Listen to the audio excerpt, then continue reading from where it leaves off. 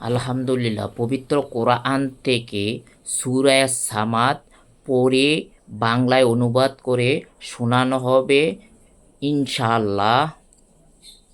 বিসমিল্লাহির রহমানির রহিম। তাব্বাত ইয়াদা আবি লাহাব ওয়া তাব মা আগনা আনহু মালুহু ওয়া মা কাসাব সায়াসলা নারান ذات لهب وامرأته حمالة الحطب في جيدها حبل من مسد। পরম করুণাময় অতি দয়ালু আল্লাহর নামে। ধ্বংস হোক আবুল আহাবের দুহাত এবং সে নিজেও ধ্বংস হোক। তার ধন সম্পদ এবং যা সে অর্জন করেছে তা তার কাজে আসবে না। অচিরেই সে দগ্ধ হবে লেলিহান আগুনে।